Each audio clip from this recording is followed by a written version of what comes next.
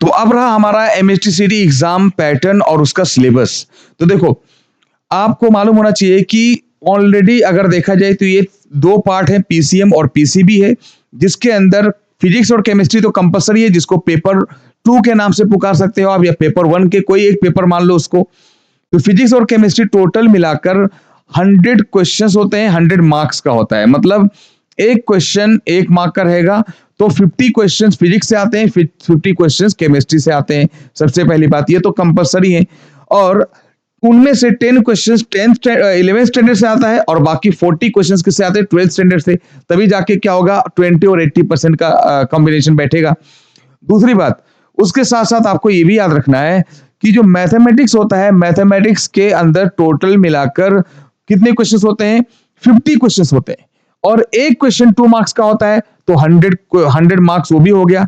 तो अगर देखा जाए पीसीएम वालों के पास क्वेश्चंस वो कम रहते हैं, 185 क्वेश्चंस रहेंगे, 150 क्वेश्चंस। ठीक है, क्यों? क्योंकि मैथमेटिक्स का एक क्वेश्चन पर 2 मार्क्स है। ठीक है, तो टोटल 200 मार्क्स हो जाएगा। एमएचटीसीटी 200 मार्क्स का होता है, लेकिन पीसीबी वालों का 200 क्वेश्चंस रहेगा और 200 मार्क्स भी रहेगा। क्यों? क्योंकि जो बायोलॉजी है उसका उसका 1 मार्क 1 क्वेश्चन ही होता है। ऐसा नहीं कि जो कोर सब्जेक्ट है मैथमेटिक्स, वो आपका जिस तरीके से एक क्वेश्चन 2 मार्क्स का है, तो बायोलॉजी भी एक क्वेश्चन 2 मार्क्स का होता है। तो फिर पीसीबी वाले तो सिर्फ मजे करते, क्योंकि बायो तो 1 मिनट एनएफ है ना यार, 1 मिनट से भी कम एक क्वेश्चन एनएफ है। इसलिए क्या किया जाता है कि बायोलॉजी में आपको 20 क्वेश्चंस आपके 11 से आते हैं, मतलब 20%, और 80 क्वेश्चंस आपके कहां से आते हैं? 12th स्टैंडर्ड से आते हैं। लेकिन वही चीज मैथमेटिक्स में उल्टा है। देखो, क्योंकि एक क्वेश्चन 2 मार्क्स का है, तो यहां पर सारा चीज दे रखा है। अब जो पीसीएम वाले होते हैं वो ऊपर के तीनों पेपर देते हैं, फिजिक्स केमिस्ट्री मैथ्स, और जो नीचे वाले होते हैं पीसीबी वाले, वो फिजिक्स केमिस्ट्री बायो देते हैं। तो वही 2 पार्ट में डिवाइड होता है। नेगेटिव मार्किंग नहीं होता है, लेकिन याद रखना ये ऑफिशियल वेबसाइट है बेटा, ध्यान देना, ये कहीं ऐसा वैसे की बात नहीं है। चलो ठीक है, सिलेबस आपका 11th स्टैंडर्ड का जो जनरली बात किया जाए, 11th स्टैंडर्ड से 20% आता है, और बाकी 80% आपका आता है 12th स्टैंडर्ड से। लेकिन सिलेबस को हल्के में नहीं लेना, क्योंकि यहां पर ऑलरेडी साफ साफ लिखा हुआ है कि नेगेटिव मार्किंग तो नहीं होने वाला, लेकिन जो आपका एग्जाम होगा उसका लेवल कहीं ना कहीं जेई मेंस का होगा पीसीएम वालों के लिए।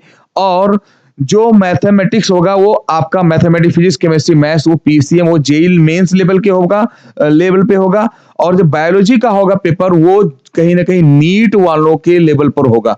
मतलब एक बात साफ साफ है कि अगर कोई नीट की प्रिपरेशन करता है तो एमएचटीसीटी को अच्छे से क्लियर कर सकता है, आसानी से कहीं ना कहीं वो अच्छा मार्क्स ला सकता है। जो क्या कर रहा होगा, जो नीट की प्रिपरेशन करता हो, उसके लिए कहीं ना कहीं दो दो काम हो जाएगा।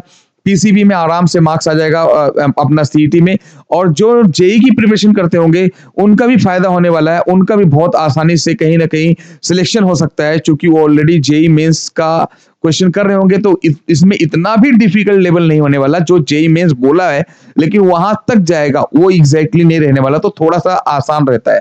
तो जो ही जेई मेंस की प्रिपरेशन जो कर रहे होंगे उनके लिए कहीं ना कहीं सीईटी अपना निकालना आसान है, या नीट की प्रिपरेशन कर रहे हैं तो सीईटी निकालना आसान है। तो मेरा मानना है, मेरा रिकमेंडेशन है कि आप उसकी प्रिपरेशन करना चाहिए, ताकि आपका काम क्या होगा, आसानी से हो जाए। और जो भी एग्जाम होगा वो क्या होगा, ऑनलाइन बेस्ड होगा। याद रखना, सीबीटी कंप्यूटर बेस्ड टेस्ट होगा, याद रखना इस बात को। और जो पेपर होगा वो इंग्लिश, मराठी और उर्दू तीनों में होता है, लेकिन जो मैथ्स होता है ना, वो मैथ्स जो है आपका 2 भाषा में होता है। दो मैथ्स जो है हमारा सिर्फ इंग्लिश में होता है। ठीक है, मैथ्स का जो पेपर रहेगा हमेशा इंग्लिश में रहेगा। तो ये मैंने आपसे बात किया एग्जाम पैटर्न और उसके सिलेबस के बारे में। अच्छा, सिलेबस की बात करें तो मैंने तो बोल ही दिया भाई, 80% आपका किससे रहेगा, 12 से रहेगा, और 11 से रहेगा आपका 20%। तो ये जो आपका जो सिलेबस है फिजिक्स में, ये फिजिक्स के 10 चैप्टर्स हैं, पहले 8 ही चैप्टर्स थे। ये जो वेक्टर और एरर एनालिसिस है ना, ये दोनों के दोनों अभी जस्ट 2025 में ऐड हुए। पहले हुआ करते थे, उसके बाद फिर से ये गायब हो गया था, फिर से ऐड कर दिए। तो टोटल 10 चैप्टर्स देखो ऐड कर दिए ये लोग। तो कहने की बात है, तो टोटल 10 चैप्टर्स ऐड कर दिए हैं ये लोग। तो 10 चैप्टर्स का मार्क्स कितना है, 10 मार्क्स है। 10 मार्क्स, 10 चैप्टर्स, 10 क्वेश्चंस। इसका मतलब ये साफ साफ समझ लो कि कम से कम या ज्यादा से ज्यादा एक क्वेश्चन एक चैप्टर से आने वाला है। तो इसमें से जो आसान चैप्टर है तो आसान सारे के सारे लिया ही गया है, तो वो सबके सब अगर पढ़ लो तो काम हो जाएगा। लेकिन रियलिटी ये है कि ये जो चैप्टर है कहीं ना कहीं थर्मल प्रॉपर्टीज, ये भी 12th में इसी को रिलेटेड एक चैप्टर पढ़ने वाले हो। लॉज ऑफ मोशन के रियल में चैप्टर्स पढ़ने वाले हो। साउंड से रिलेटेड वेव एक चैप्टर पढ़ने वाले हो। इलेक्ट्रोस्टैटिक से रिलेटेड एक चैप्टर पढ़ने वाले हो। सेमीकंडक्टर से रिलेटेड एक चैप्टर पढ़ने वाले हो। तो कहीं ना यार ये नाम है सिर्फ, सच में ये सच में जो 20 और 80 बोला जाता है ना वो सच है। कहीं ना कहीं आपको नाम तो यहाँ पे दे रखा है बहुत ज्यादा चैप्टर, लेकिन यही चैप्टर आगे चलकर मतलब 12th में सब रिपीटेड मिलेंगे। तो 12th का तो पूरा सिलेबस, इसलिए मैंने यहाँ पर क्या किया हुआ है, पॉइंट आउट किया हुआ है। देखो यहाँ पे लिखा है MHCT 2011 syllabus is given below. Whole syllabus of 12th standard of physics chemistry रहेगा। तो होल सिलेबस मतलब कहीं ना कहीं उसको बांटो नहीं, जितना भी फिजिक्स में चैप्टर्स हैं, रोटेशनल डायनेमिक्स से लेकर जितना भी सेमीकंडक्टर तक जितने भी चैप्टर्स हैं फिजिक्स के, वो सारे के सारे रहेंगे। बायोलॉजी, केमिस्ट्री, उस 12th स्टैंडर्ड के सारे चैप्टर्स रहने वाले हैं। ठीक है, ये ना समझना कि जेई में है, सीटी में, नीट में है, तो वो देखो आप देखो आपका सिलेबस जितना भी होगा टोटल उसमें से 80% आने वाला है। तो यहाँ पर मैंने इसलिए चैप्टर मेंशन नहीं किया। 12th का आपका पूरा और 11th स्टैंडर्ड का ये 10 चैप्टर्स हैं। जो अगर फिजिक्स की बात करें तो ये 2 चैप्टर्स ऐड हुए हैं। मैं फिजिक्स पढ़ाता हूँ इसलिए मुझे कहीं ना कहीं फिजिक्स के बारे में ज्यादा जानकारी रहेगा। तो ओवरऑल आपको यहाँ पर मैं स्क्रॉल कर दे रहा हूँ, ये लेटेस्ट सिलेबस है। आप केमिस्ट्री का देख लो, इसी तरीके से मैथ्स का आप देख लो और बायो का देख लो। बायो का देखो तो नॉर्मली 4 ही चैप्टर्स दिख रहे हैं, बड़े चैप्टर्स हैं। बहरहाल कहीं ना कहीं इतने ही चैप्टर्स मिलाकर सारे के सारे क्वेश्चंस बनेंगे, आसानी से आप कवर कर सकते हैं। अपनी उसी के हिसाब से अपनी प्लानिंग कर लो। ठीक है, तो ये रहा आपका जनरल आपका जो है MHCT सिलेबस का पैटर्न और कैसे कैसे क्वेश्चंस आएंगे। और बाकी मैं तो पूरा ये डिस्कस करने ही वाला हूँ यार, ये सारी चीजें। खासकर मैं फिजिक्स पढ़ाता हूँ तो फिजिक्स का एक चैप्टर्स मैं पढ़ाने वाला हूँ। बस जल्द ही आपको जस्ट ये वीडियो के बाद वो जस्ट सारी वीडियो की सीरीज मिलने लगेंगी। पूरा एक डिटेल में बात करने वाला हूँ। ठीक है, एक चैप्टर को मैंने क्या किया, पूरे यूनिट वाइज मैंने क्या किया है, इसको बांट दिया है। जैसे मान लो सपोज मैकेनिक्स को तो 11th में 12th में जितने भी मैकेनिक्स वाले चैप्टर है एक जगह बांट दिया है। ऐसे अलग अलग जो है पोर्शन को मैंने क्या किया है, अलग अलग यूनिट में 5 यूनिट में बांटा हुआ है। और मेरा खुद का एक नोट्स है, बहुत अच्छे तरीके से आपको समझ में आ जाएगा। सारे PYQs डिस्कस करूंगा, मजा आ जाएगा। ठीक है, तो ये सारी चीजें आपका रहा सिलेबस से related.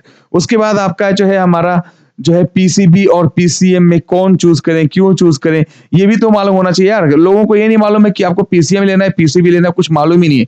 PCM versus PCB in MHCT, which should you choose, कौन आपको चूज करना चाहिए। मैं बार बोल रहा हूं ना ये बात, क्यों बोल रहा हूं यार, आप लोगों को मालूम ही नहीं करना क्या है। तो सबसे पहली बात याद रखना, अगर आप PCM चूज कर रहे हो, physics chemistry maths, 11th standard वाले खासकर सुन लो, या 12th वाले भी जिनको मालूम ही नहीं कहां पे जाना है तो सुन लो। BTech, B pharma, BTech agriculture, food technology, अगर इन सब में जाना है तो आप PCM चूज कर लो। एग्रीकल्चर में भी जा सकते हो, देखो मतलब आपका फिजिक्स केमिस्ट्री मैथ्स वाले एग्रीकल्चर भी जा सकते हो। और इससे आप क्या engineering, tech, research, design, government job बहुत सारे मिल सकते हैं, वो बात की बात है। उसके बाद जो लोग PCB सिलेक्ट करोगे तो क्यों करोगे, या आप जाना कहां चाहते हो उसके बाद सिलेक्ट करो। ठीक है बेटा, अब देखो pharma D, doctor of pharmacy, अगर आप करना चाहते हो BSc एग्रीकल्चर, BSc नर्सिंग, तो PCB सिलेक्ट करो। लेकिन याद रखना यहां पर ये BSc नर्सिंग तो लिखा हुआ है, BAMS लिखा हुआ है, लेकिन ये PCB के लिए लिखा हुआ है। ये मैं इसलिए लिखा हूं, ये MHCT से आपको नहीं मिलने वाला है। MHCT से आपको, अगर आप MHCT से हो, PCB से हो, तो बेटा आपको फार्मेसी कर सकते हो, फार्मा डी कर सकते हो, BSc एग्रीकल्चर कर सकते हो। ठीक है, याद रखना। और कुछ जो है कुछ बायोटेक्नोलॉजी, ये सब PCB वाले कर सकते हैं।